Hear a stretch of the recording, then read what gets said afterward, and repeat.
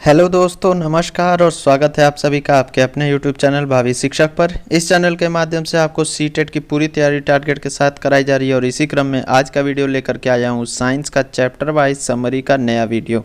यानी कि एनसीईआरटी का जो चैप्टर वाइज समरी हम लोग लेकर के चल रहे थे क्लास 6 की, तो उसका नया वीडियो लेकर के आ गया हूँ। इस वीडियो में चैप्टर 5 और चैप्टर 6 के बारे में चर्चा की जाएगी।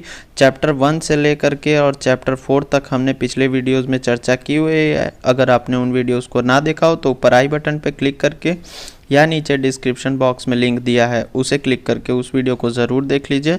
और आगे बढ़ने से पहले अगर आप हमारे चैनल पर नए हैं तो चैनल को सब्सक्राइब कर दीजिए। सीटेट की पूरी तैयारी हमारे चैनल के माध्यम से फ्री ऑफ कॉस्ट कराई जा रही है। तो चलिए बात कर लेते हैं अध्याय 5 पदार्थों का पृथक्करण। पदार्थों के पृथक्करण चैप्टर में पदार्थ के पृथक्करण का तात्पर्य है कि किसी मिश्रण से पदार्थ को पृथक करते हुए देखते हैं, यानी कि किसी भी मिश्रण से पदार्थ को अलग कर देते हैं। पूरा चैप्टर पूरा वीडियो ध्यान से देखिएगा। सारे चैप्टर में जितना कुछ भी बताया गया है एक्सप्लेन किया हूँ, रिवीजन कराया हूँ, सारी चीज़ें बहुत अच्छे से कराया हूँ। पृथक किए जाने वाले पदार्थों के कणों के द्रव्य भिन्न हो सकते हैं। ये ठोस द्रव्य या गैस भी हो सकते हैं। जैसे आपने पदार्थ को पृथक किया तो वो ठोस भी हो सकता है, द्रव भी हो सकता है, गैस भी हो सकता है। हस्त चयन विधि का उपयोग देखिए, इमेजेस भी लेकर के आया हूँ। हस्त चयन विधि का उपयोग गेहूं, चावल तथा दालों से कुछ बड़े मिट्टी के कणों, पत्थर तथा भूसे को पृथक करने में किया जाता है। अब ये क्वेश्चन आता है कि ऐसा कौन सी विधि है जो गेहूं, चावल और दालों से कुछ बड़े मिट्टी कणों, पत्थर, भूसे को पृथक करने में किया जाता है। तो आपको बताना है कि ये विधि कौन सी है, हस्त चयन। या फिर पूछ सकता है कि हस्त चयन विधि का उपयोग किन क्षेत्रों में किया जाता है। तो क्या होता है ये देखिए, आप यहाँ पे जो है बड़े बड़े कण होते हैं उनको अलग करने के लिए, पृथक करने के लिए किया जाता है। ठीक है, अनाज से पत्थर के टुकड़ों का हस्त चयन। ये जितनी चीज़ें लिख करके ले आया हूँ ये सारी चीज़ें एनसीईआरटी की किताबों से पूरा टू द पॉइंट चीज़ें लेकर के आया हूँ। डंडियों से अन्न कणों तथा अनाज को पृथक करने के प्रक्रम को थ्रेसिंग कहते हैं। थ्रेशिंग क्या होता है कि जैसे अनाज है उससे जो है अनाज डंडी है उससे अनाज के कणों को अलग करा जा रहा है यहाँ पे, जैसे थ्रेसिंग। ठीक है, आप लोग अगर थोड़ा बहुत गाँवों से जुड़े होंगे तो आपको पता भी होगा थ्रेशिंग होती है। ठीक, उसके बाद निष्पावन का उपयोग पवनों अथवा वायु के झोंकों द्वारा मिश्रण से भारी तथा हल्के अवयवों को पृथक करने में किया जाता है। अब ये क्या है कि निष्पावन जो है ऐसे क्या कहते हैं, गिराया जाता है तो जो हल्के कण होते हैं वो दूर चले जाते हैं, जो हल्के कण होते हैं वो दूर चले जाते हैं और जो भारी कण होते हैं वो पास ही में गिर जाते हैं। ठीक है, तो ये हो गया निष्पावन। ये भी एक बहुत इंपॉर्टेंट है और ये सारी चीज़ें अभी मैंने इसी वीडियो में रिवाइज भी कराई हुई हैं, तो ये आप चिंता मत कीजिएगा, बहुत आसानी से आपको समझ में आ जाएगा। चालन विधि द्वारा छोटे कण चालनी से छिद्रों में या बड़े कण पदार्थ के गुणों के आधार पर अशुद्धियों को बाहर कर देते हैं। जैसे आटे से चोकर को अलग करना, बालू से पत्थर को निकालना। जैसे बालू से अगर पत्थर को निकालते हैं चाल करके तो पत्थर अलग हो जाते हैं, और इसी तरह आटे से चोकर को निकालना तो चोकर अलग हो जाता है। जैसे अगर आप लोगों ने खाना वाना बनाया हो या देखा हो तो ये चीज़ें होती हैं। चालन विधि का उपयोग मिश्रण के दो ऐसे अवयवों जिनकी आमापों में अंतर हो पृथक करने में किया जाता है। जैसे ये देखिए, आटे से चोकर अलग किया जा रहा है, आटे से चोकर इस पिक्चर में अलग किया जा रहा है। ठीक है, ये चालन विधि है। मिश्रण में जल मिलाने पर भारी अवयवों के नीचे तली में बैठ जाने के प्रक्रम को अवसादन कहते हैं। ठीक है, किसी भी मिश्रण में अगर आप जल मिलाएं तो जो भारी अवयव हैं वो नीचे की तरफ बैठ जाते हैं, तो वो क्या है, अवसादन है। अवसादित मिश्रण को बिना हिलाए जल को मिट्टी सहित उड़ेलने की क्रिया को निस्तारण कहते हैं। अब यहाँ पे दो चीज़ें एक साथ काम कर रही हैं। जैसे आपने मिट्टी और जल का मिश्रण मिलाया, उसके बाद जो है मिट्टी जा कर के देखिए नीचे बैठ गई, यहाँ पे नीचे बैठ गई। अब क्या है कि जल को धीरे से इसमें उड़ेल लिया, तो ये है दो अवयवों को अवसादन और निस्तारण के द्वारा पृथक किया गया। तेल से जल को पृथक करने के लिए हम निस्तारण विधि का प्रयोग करते हैं। इसके ऊपरी अवयव को जो परत बनता है उसे एक दूसरे से पृथक कर आसानी से कर सकते हैं। ठीक है, तो ये हो गया तेल के लिए भी कौन सी विधि, निस्तारण विधि। ये सारी चीज़ें आपको याद होनी चाहिए, कौन सी विधि से क्या होता है।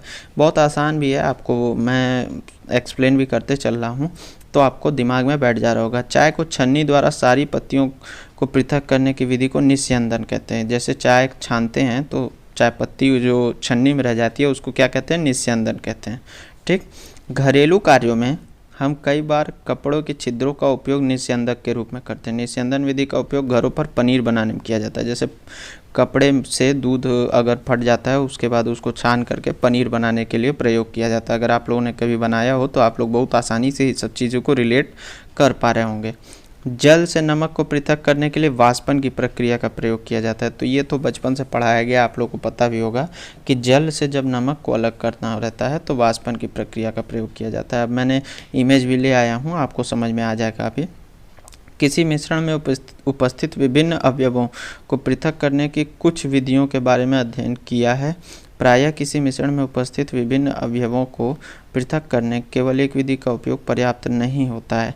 जैसे क्या है कि कुछ ऐसे भी जो विधियां होती हैं, जैसे एक विधि का उपयोग जो है वो पर्याप्त नहीं होगा, एक से ज़्यादा विधि का उपयोग करना पड़ता है। जैसे यहाँ पे बताता हूँ, जब भाप बर्फ से ठंडी की गई प्लेट के संपर्क में आती है तो वह संघनित होकर द्रव जल बन जाती है। पहले तो क्या हो रहा है, संघनन हो रहा है। ठीक है, प्लेट के नीचे से अभी आपको इमेज दिखा दूंगा। प्लेट के नीचे से बूंद होकर नीचे गिरने वाला यह जल संघनन द्वारा भाप बना है। कई पदार्थ जल में घुलकर विलयन बनाते हैं। ये तो चलिए ठीक है, दूसरी चीज़ है। अब यहाँ पे देखिए, यहाँ पे वाष्पन भी हो रहा है, संघनन भी हो रहा है। कैसे? पहले तो यहाँ से वाष्पन हो रहा है, ये केतली में से जो भाप निकल रहा है वाष्पन हो रहा है। अब ये वाष्पन के बाद यहाँ पे आकर के संघनित हो गया और संघनित होकर के यहाँ पे संघनन के द्वारा गिर रहा है। तो यहाँ पे पृथक करने के लिए क्या है, दो तरह के क्या कहते हैं विधियों का प्रयोग हो रहा है, एक वाष्पन और एक संघनन। ठीक है, इसी तरह से कई बार ऐसा होता है कि दो तरह की विधियों का प्रयोग किया जाता है।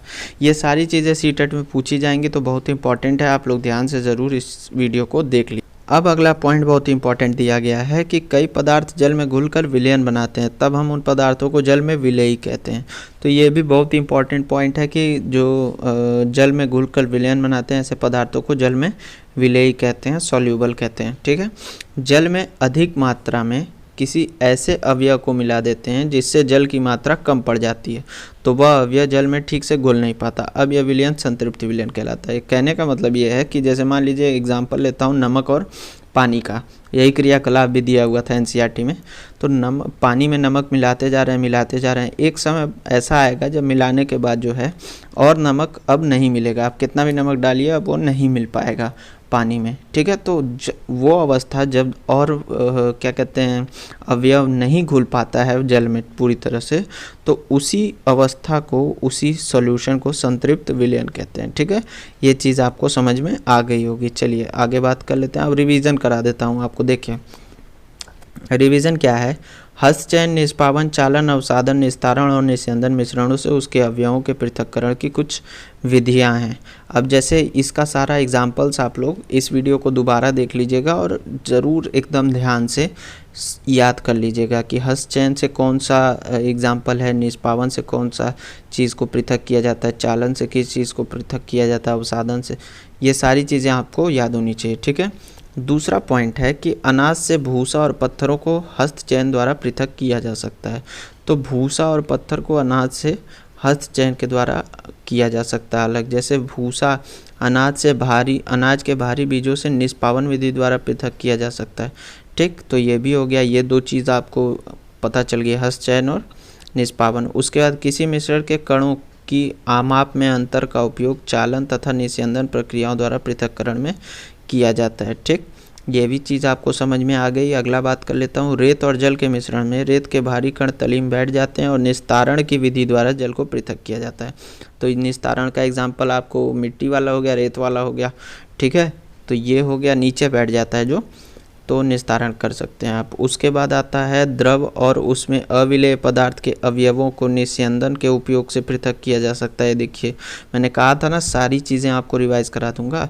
क्या है कि द्रव और उसमें अविलेय पदार्थ के अवयवों को निस्यंदन के उपयोग से पृथक किया जा सकता है। जैसे मैंने तेल वाला एग्जाम्पल दिया था, मैंने नमक वाला एग्जाम्पल दिया था। उसके बाद बात कर लेते हैं, किसी द्रव को उसी वाष्प में परिवर्तित करने की प्रक्रिया को वाष्पन कहते हैं। ठीक, वाष्पन की विधि का उपयोग द्रव में घुले ठोस को पृथक करने किया जा सकता है, जैसे नमक वाला यहाँ पे एग्जांपल दिया था मैंने। ये जो नमक की खेती वगैरह होती है समुद्रों के किनारे, वो इसी विधि का प्रयोग किया जाता है। ठीक, जिस विलयन में कोई पदार्थ और अधिक न घुल सके उस पदार्थ को संतृप्त विलयन होता है। जैसे ये मैंने एग्जांपल दिया था, नमक मिलता जाता है और फिर एक जो है एक लेवल के बाद संतृप्त हो जाता है, वहाँ पे और नमक नहीं घुल सकता, आप चाहे जितना भी नमक डाल दीजिए। ठीक, तो वो संतृप्त विलयन हो जाता है। किसी पदार्थ के विलयन को गर्म करने पर उसमें और अधिक घोला जा सकता है। अभी जब ऐसा सिचुएशन आ जाता है तो पानी को अगर उस विलयन को आप क्या कहते हैं किसी पात्र में रख के और गैस पे रख दें या गर्म करें तो फिर उसमें कुछ देर तक और आप घोल सकते हैं, लेकिन फिर उसके बाद एक लेवल ऐसा आएगा जब और घुलना बंद हो जाएगा। ठीक, जल विलेय पदार्थों को विभिन्न मात्राएं घोलता है। अब अलग अलग पदार्थ के अलग अलग मात्रा घोलता है। ये हो सकता है कि 10 चम्मच नमक घुल पाए और 1 ही चम्मच चीनी घुल पाए। ठीक है, तो ये अलग अलग मात्रा। धान के दानों की डंडियों से पृथक करने की विधि को निष्पावन कहते हैं। अब ये तो मैंने ऊपर एक्सप्लेन किया ही हुआ है, डंडियों वाला निष्पावन हो गया। किसी एक कपड़े पर दूध उड़ेलते हैं तो मलाई उस पर रह जाती है। पृथक्करण की यह प्रक्रिया निस्यंदन कहलाती है। ठीक है, जैसे पनीर वाला जो मैंने बताया था, ठीक है, उसी तरह से मलाई यहाँ पे हो गया। उसके बाद समुद्र के जल से, ये देखिए एग्जाम्पल आ गया जो मैंने दिया था, नमक वाष्पन प्रक्रिया द्वारा प्राप्त किया जा सकता है। ठीक, तो वाष्पन की प्रक्रिया, जब पंकिल जल को पूरी रात एक बाल्टी में रखा जाता है तो अशुद्धियाँ तली में बैठ जाती हैं। इसके पश्चात स्वच्छ जल को ऊपर से पृथक कर लेते हैं। उसमें उपयोग होने वाली पृथक्करण की प्रक्रिया को अवसादन कहते हैं। अब ये अगर आपने बियर ग्रिल्स का वो मैन वर्सेस वाइल्ड देखा हो तो उसमें अक्सर इन्होंने इस विधि का प्रयोग किया हुआ था। ठीक है, तो ये हो गया। इसी के साथ चैप्टर 5 ख़त्म हो गया, लेकिन चैप्टर 6 अभी बचा है। छोटा सा चैप्टर है, मैंने साथ में इंक्लूड कर दिया है परीक्षा को पास में देखते हुए, तो आप इस चैप्टर को भी देख लीजिए एक बार। हमारे चारों ओर के परिवर्तन, आसान चैप्टर, बहुत ही आसान चैप्टर है, इसमें तो कुछ करना ही नहीं है। हमारे बीच कई वस्तुएं हैं जो माप और आकार में भिन्न अवस्थाओं में परिवर्तित करते हैं। जैसे हम लोग कई चीज़ों को परिवर्तित होते हुए देखते हैं अपने आसपास। ठीक है, हम किसी वस्तु का बार बार उपयोग करते हैं तो इनके आकार व माप में परिवर्तन हो जाता है। अब कोई चीज़ें ऐसी होती हैं जिनका बार बार उपयोग कर रहे हैं तो उनके आकार और माप में परिवर्तन हो जाता है। और क्या कहते हैं, आप उसको उपयोग करते करते कई बार ऐसा होता है घिस जाती हैं चीज़ें तो परिवर्तन आ जाते हैं। ठीक, हम जानते हैं कि हत्थे को वलय में फंसाने के लिए वलय को गर्म करते हैं जिससे उसका आकार बड़ा हो जाता है। इससे हत्था आसानी से उसमें जड़ दिया जाता है। जैसे यहाँ पे ये जो औजार है, लकड़ी के हत्थे हैं, इनको जब औजार बनाना है तो क्या है, पहले इसको गर्म करते हैं। गर्म करने के बाद ये जो है आकार बड़ा हो जाता है, हत्था उसमें घुस जाता है, फिर उसका ठंडा होकर के उसको कैच कर लेता है। ठीक है, तो ये चीज़ें आपको बतानी बहुत ज़रूरी थी, ये चीज़ें पूछ देता है कभी कभार। नमक के विलय को गर्म करके नमक प्राप्त किया जाता है। इस प्रकार हम यह कह सकते हैं कि नमक को पानी में घोलने से हुए परिवर्तन को उत्क्रमित किया जा सकता है। अब ये उत्क्रमित का मतलब यही है कि उसको दोबारा से चेंज किया जा सकता है। मतलब नमक को पानी में घोला, फिर उसके बाद अगर उसको गर्म करते हैं तो पानी उड़ जाता है, नमक रह जाता है। ये जो मैंने अभी ऊपर एग्जाम्पल दिया समुद्र वाला, सेम वही चीज़ यहाँ पे वाष्पन प्रक्रिया वाला वो है। ठीक, उसके बाद कुछ परिवर्तनों को उत्क्रमित किया जा सकता है तथा कुछ को नहीं किया जा सकता। ठीक, कुछ ऐसे होते हैं जिनको वापस से मूल पदार्थ प्राप्त किया जा सकता है, कुछ ऐसे होते हैं जिनमें वापस से मूल पदार्थ को नहीं प्राप्त किया जा सकता। जैसे पदार्थ को गर्म करके या किसी अन्य पदार्थ के साथ मिश्रित करके उसमें परिवर्तन लाए जा सकते हैं। जैसे कोई ठोस पदार्थ है, गर्म किए तो उसके आकार में परिवर्तन आ जाता है।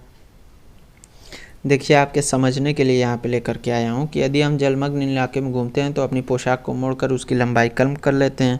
हम इस परिवर्तन को उत्क्रमित कर सकते हैं। क्या है कि जैसे कहीं पानी वानी लगा है, अगर आप जा रहे हैं तो कपड़े अपने मोड़ करके ऊपर कर सकते हैं और फिर वापस जब पानी वाला एरिया ख़त्म हो जाए तो नीचे कर सकते हैं। तो क्या है कि इस परिवर्तन को आप वापस से मूल पदार्थ पा सकते हैं, तो उत्क्रमित कर सकते हैं। ठीक है, अगला है, अगर आप खिलौना अकस्मात गिरकर टूट जाता है तो आप उत्क्रमित नहीं कर सकते। छोटे बच्चों वाला एग्जाम्पल कि कोई खिलौना अगर उनका टूट के गिर जाता है तो उसको वो वापस से खिलौना उत्क्रमित नहीं कर सकते। ठीक है, आम का पकना उत्क्रमित नहीं कर सकते। अब ऐसा हो गया, आम पक गया, फिर वापस चाहें कि नहीं फिर से कच्चा हो जाए, तो ऐसा तो होता नहीं है। खाना जब पक जाता है तो उसको भी नहीं चेंज कर सकते। ठीक है, वस्तु या भौतिक पदार्थ को उसके मूल रूप में नहीं ला सकते। इसका तात्पर्य हुआ हम उसे उत्क्रमित नहीं कर सकते, जो मैंने ऊपर बताया है कि उत्क्रमण का मतलब क्या होता है कि उसके मूल रूप में ले आना। अब यहाँ से बात कर लेते हैं, चित्रकारी करने पर ड्राइंग शीट को परिवर्तन। ये सब बहुत ही इंपॉर्टेंट पॉइंट्स हैं, ये क्वेश्चंस पूछे जाएंगे। मैं बार बार इसलिए कह रहा हूँ कि आप ध्यान से इस वीडियो को देखिए। ठीक, चित्रकारी करने पर ड्राइंग शीट में परिवर्तन हो जाता है। ठीक है, इस परिवर्तन को उत्क्रमित नहीं कर सकते हैं, तो पता ही है। अच्छा, अगर किसी की हड्डी टूट जाए, मान लीजिए आपकी हड्डी टूट जाए, भगवान न करे, लेकिन अगर उस पर हड्डी टूट जाती है तो प्लास्टर ऑफ पेरिस की पट्टी बांध करके मोटी परत चढ़ा दी जाती है और सूखने पर पीओपी कठोर हो जाता है, जिससे टूटी हड्डी हिलती नहीं है। इस परिवर्तन को उत्क्रमित कर सकते हैं, यानी कि क्या है कि ये प्लास्टर ऑफ पेरिस फिर से वैसा हो सकता है अगर चाहें तो। साधारण शब्दों में किसी पदार्थ को मूल अवस्था प्राप्त करने की क्रिया को हम उत्क्रमित परिवर्तन के अंतर्गत रख सकते हैं। वही सेम चीज़ जो मैंने बताया, मूल पदार्थ अगर अवस्था आपको फिर से मिल जा रही है जिस अवस्था में वो था पहले, परिवर्तन से पहले, तो आप उसको उत्क्रमित कर सकते हैं या कह सकते हैं। ठीक है, इसी के साथ दोस्तों आज का वीडियो समाप्त हो गया। वीडियो कैसा लगा कमेंट करके बताइएगा, लाइक कर दीजिए, शेयर कर दीजिए, शेयर की बहुत ज़रूरत है, और चैनल को सब्सक्राइब कर दीजिए। धन्यवाद।